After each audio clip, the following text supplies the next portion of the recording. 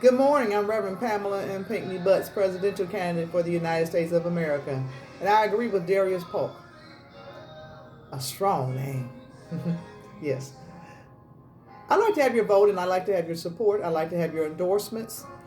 And I'd like to work with you on resources because anytime more money is spent on missiles and murder instead of medical care, then we have some situations that need to be addressed. Anytime more money is spent on military assignments to go murder people in other lands and other nations, but yet there's no plumbing, there's no roofs for people's homes, we have some situations that must be addressed. Anytime there's more money spent on military and missiles to murder people instead of treating the disabled with compassion, we have situations that must be addressed. We talk policy, but when I hear policy, I think of insurance. And I wonder what insurance policy has been taken against the United States of America. Because the money seems to be going more for weapons of warfare than for family structures and family values. Some call themselves evangelicals and they murder in the name of God, in the name of Jesus. Well, that is not what Jesus does because Jesus represents the dispensation of grace. Not an eye for an eye or a tooth for a tooth, but mercy and grace.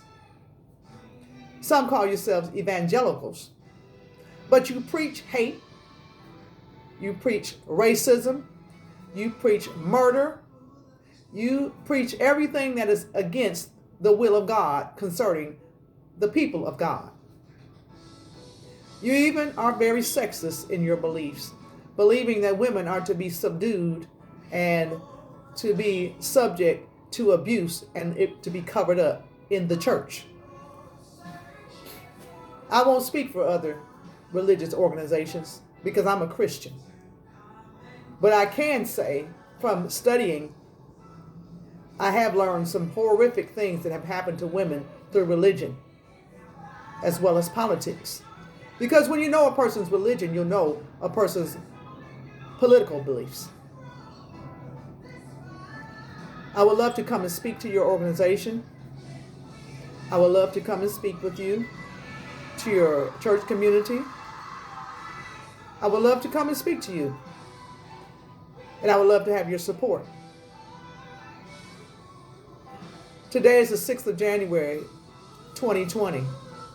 I've had my hat in the ring for the presidential seat since 2018.